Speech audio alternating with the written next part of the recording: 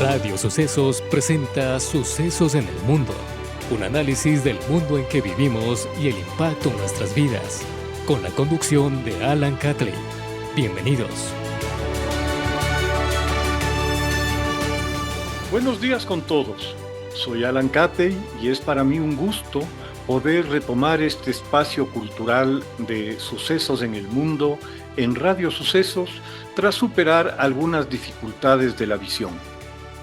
Vamos a realizar unos cambios en el formato del programa, manteniendo por mes 2 programas sobre historia y geopolítica en el podcast,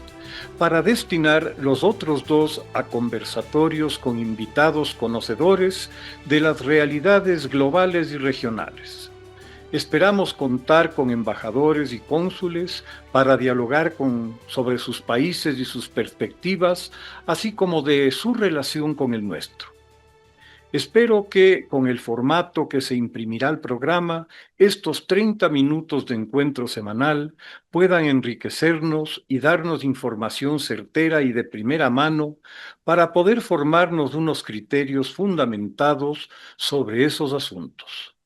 Sin más, pasemos a nuestro primer podcast, que va a referirse a un tema que, en medio de tanta incertidumbre y conflicto, por lo menos a mí, me ha traído alegría y esperanza.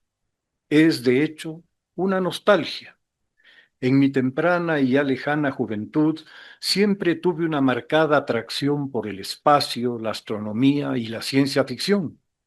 Cuando niño, Julio Verne me capturó y arrastró consigo en sus viajes, sea en sus 5 semanas en globo o en sus invernadas entre los hielos y el viaje al centro de la Tierra. Mis favoritos fueron las 20.000 leguas de viaje submarino con el capitán Nemo y, sobre todo, el viaje a la Luna, pues se inscribía en esa atracción por el cielo, las estrellas y los planetas. Más adelante, varios autores de ciencia ficción, un género no muy extendido en esa época, se convirtieron en visitantes frecuentes de mi velador, como el notable divulgador y científico Isaac Asimov, con su saga Fundación, o Arthur Clarke, cuya novela 2001, Una Odisea Espacial, terminaría siendo tal vez la más icónica película de ese género, dirigida nada menos que por Stanley Kubrick.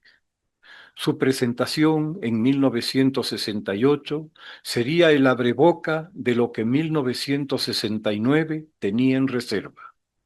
La brillantez de Clarke y de Kubrick, mostrando incluso al computador a cargo del viaje hacia Júpiter en busca de los orígenes de la humanidad, HAL 9000,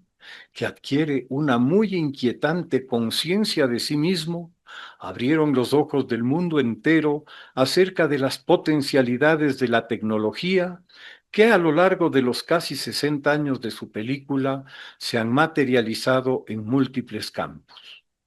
Sin embargo, el autor que, por su magnífica calidad literaria y la belleza de su prosa, más me conmovió e impactó fue Ray Bradbury, con sus Crónicas Marcianas, la poética y trágica descripción del encuentro de 2 mundos profundamente distintos con la llegada de los terrícolas a Marte.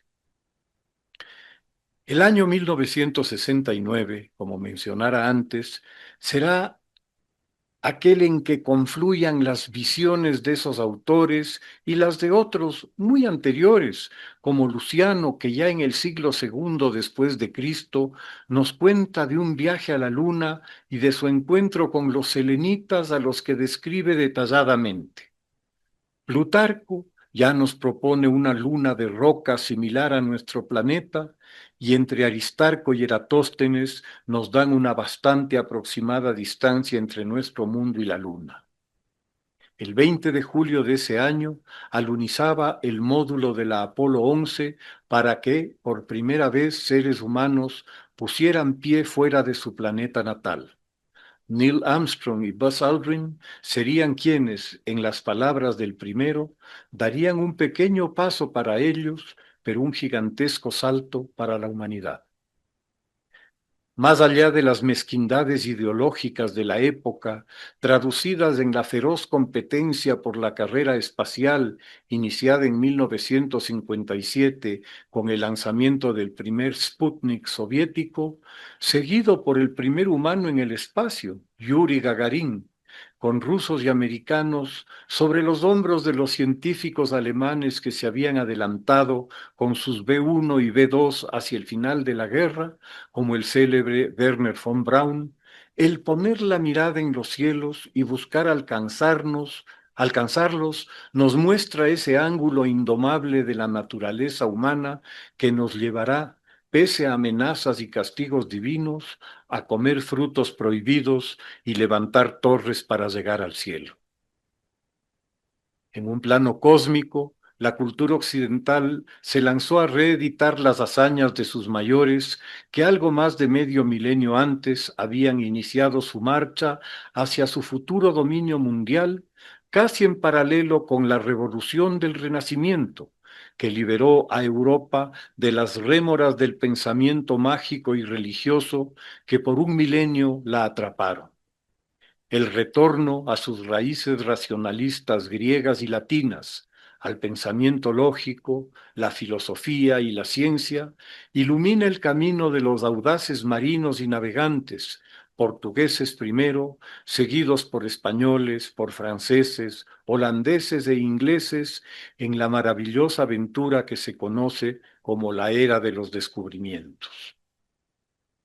La inversión que hace Enrique el Navegante en Sagres, formando ingenieros navales para la construcción de navíos capaces de salir al océano y sobrevivir en él, al contrario de las galeras mediterráneas diseñadas para otro tipo de navegación a poca distancia de las costas, con sus capacidades de viaje y carga limitadas por el gran número de remeros esclavos que las impulsaban, que no podían sobrevivir a la navegación oceánica.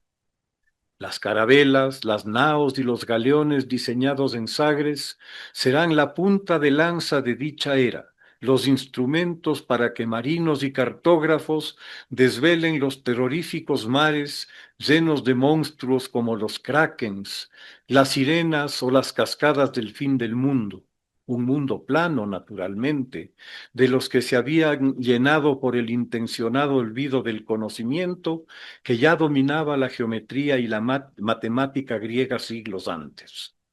250 años antes de Cristo, Eratóstenes había ya no sólo establecido la esfericidad de la Tierra, sino también cuál era su diámetro, con un sorprendentemente mínimo error, habida cuenta el instrumental de medición empleado, una vara de madera unida a una mente luminosa. La aventura portuguesa conducirá al reino atlántico paulatinamente más y más al sur, hasta que en 1470 alcanzan la barrera mítica y psicológica de la línea ecuatorial, borrando de golpe 1000 años de ignorancia. Continúan su avance hacia el sur hasta que en 1488 el navegante Bartolomé Díaz alcanza el Cabo de Buena Esperanza, abriéndose la ruta que permitirá alcanzar las Indias y sus especias y riquezas. Mientras esto sucedía hacia el sur y al oriente, del puerto de Palos partirá 4 años más tarde la expedición de Colón buscando una ruta alternativa a las Indias, navegando al oeste, para finalmente, en octubre de 1492, llegar al Caribe, a la isla de Guanajaní, en las Bahamas, convencido de haber descubierto esa nueva ruta, sin comprender que entre sus cálculos y la realidad se interponía un mundo nuevo, ignorado y separado del suyo por más de 20.000 años de aislamiento geográfico, tan alejado del resto del mundo, casi como si fuera otro planeta. La carrera espacial de la primera época de la era de los descubrimientos, con la rivalidad hispano-portuguesa de por medio, llevará a los segundos a la India en 1498 con la expedición de Vasco da Gama, que será el primer europeo en circunvalar el continente africano y atravesar el Océano Índico, hasta la costa de Malabar al suroccidente de la India. En 1510, Alfonso de Albuquerque conquista el enclave costero de Goa, fortificándolo como base para la futura expansión comercial de Portugal en Asia, que durará 450 años. Desde allí, en 1511, continuarán hasta Malaca, que es conquistada y fortificada, y finalmente a las Islas Molucas, las de las especias. Para 1521, mientras Magallanes, que había salido de Sevilla 2 años antes, atravesando de norte a sur el Atlántico hasta cruzar el estrecho de su nombre al extremo sur de América, para ingresar al Pacífico y navegarlo hasta Filipinas, encontraba su muerte en una escaramuza en estas. Portugal construye el fuerte de Ternate para controlar la ruta del clavo de olor y otras especias de enorme valor en Europa. No será coincidencia que justamente entre 1519 y 1521, mientras se desarrollaba la circunvalación, se concretara la conquista de México, que será el verdadero inicio del imperio español de ultramar. La expedición de Magallanes, que será la primera circunvalación del globo terrestre, es concluida por Juan Sebastián Elcano, quien logra llevar una única nave de 5 que iniciaron la hazaña de vuelta a Sevilla en 1522. Una de las grandes biografías de Stefan Zweig es la de Fernando de Magallanes, ciertamente uno de los descubridores y aventureros de mayor impacto en la historia. Tras la circunvalación, las discusiones y dudas sobre la esfericidad del planeta terminaron, y la comprensión de que estamos embarcados en un único mundo, como hogar común de la humanidad, poco a poco se abrió camino. El espíritu de aventura, la búsqueda de nuevas tierras que descubrir y conocer, será parte de esa herencia que el Renacimiento despertó en Occidente y que continuará en el tiempo, impulsado por las ambiciones por encontrar el dorado, el país de la canela o la fuente de la eterna juventud en el Nuevo Mundo. Las expediciones que se lanzan para encontrar estos míticos lugares llevan al descubrimiento del río Amazonas, la exploración de las fuentes del Orinoco y los viajes de Ponce de León en Norteamérica. El legado más importante de las expediciones españolas en el siglo XVI y uno de los menos recordados es el extraordinario periplo que partía de Acapulco hasta Manila y su retorno, denominado tornaviaje, transportando todas las especias, las sedas y porcelanas chinas, el marfil de la India y todo tipo de productos exóticos que llegaban a España por Veracruz tras una travesía terrestre desde Acapulco. La ruta permitía evitar el riesgoso retorno a través del Índico y la costa atlántica africana dominada por los portugueses. Los artículos asiáticos se pagaban con la plata de Potosí y más adelante de Tasco, constituyéndose en efecto en la primera globalización. La ruta de Legazpi y Urdaneta seguiría en uso por 250 años más, conocida como el Galeón de Manila, e incluso hoy es la principal ruta de comercio entre Asia y Norteamérica. Vale destacar que cerca del 40% de la plata que se extrajo en América fue a parar al Asia, a China principalmente, casi como hoy sucede, mutatis mutandis, con los minerales y con la producción de alimentos americanos. Pronto, otras naciones iniciarían sus propias expediciones, con Inglaterra explorando en América del Norte en 1497, apenas a 5 años del descubrimiento, el paso del noroeste,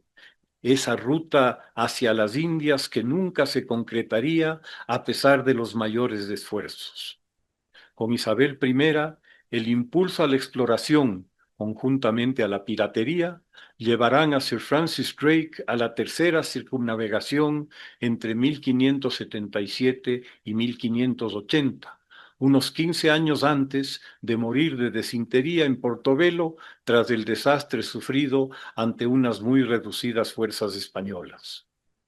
Holanda entrará con fuerza a la competencia por los descubrimientos, enfrentándose con Portugal en las Molucas, estableciéndose en la actual Indonesia, fundando Batavia, desde donde explorarán el Índico y el Pacífico Sur, llegando con Tasman a Australia, a Tasmania, así llamada en su honor, y a Nueva Zelanda.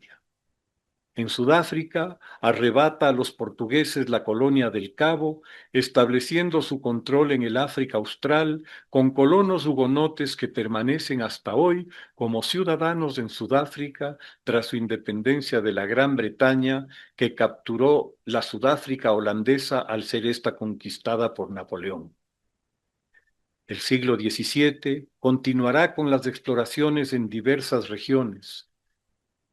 La del jesuita Páez, por ejemplo, en Etiopía, buscando las fuentes del Nilo,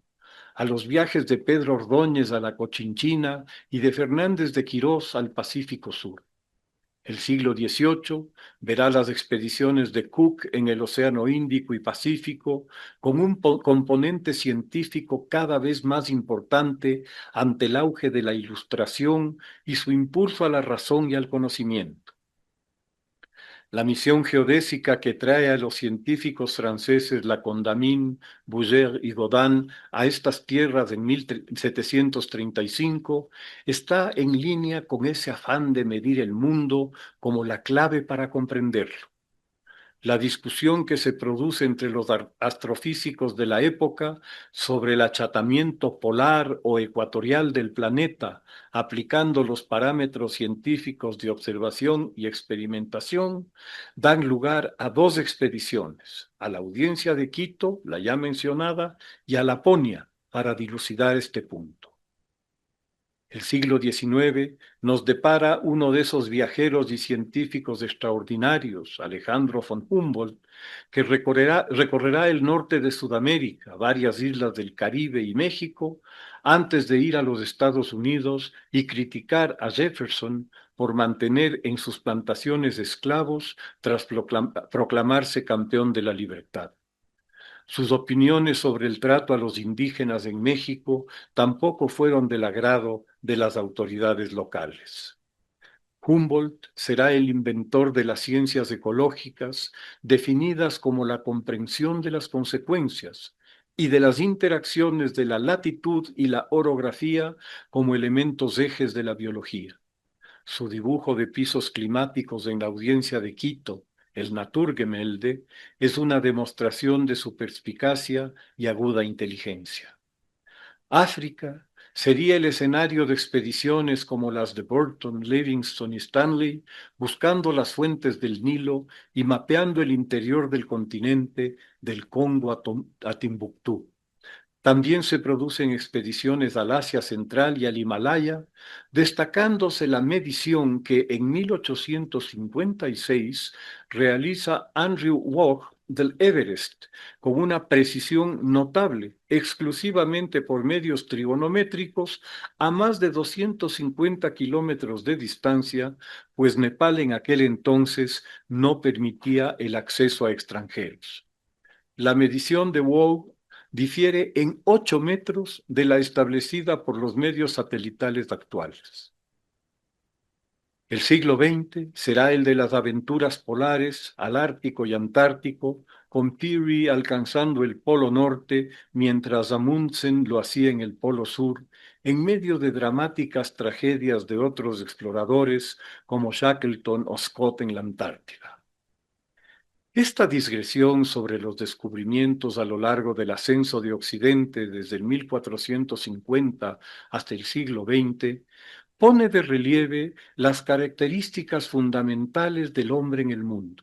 su insaciable curiosidad y espíritu de aventura, las que nos convirtieron en lo que somos, al llevarnos desde algún ignoto paraíso africano hace 3 millones de años, a la conquista del mundo y a ese paso mágico de Armstrong a su llegada a la Luna. El actual viaje de Artemisa a la Luna, a casi 60 años del la Apolo 11, despierta la emoción y esperanza en una humanidad que parecía haber dejado de mirar al cielo y al futuro. Ojalá un común objetivo y un similar anhelo de horizonte en el universo sea capaz de detener los conflictos que amenazan nuestra existencia. Que así sea. Muchas gracias.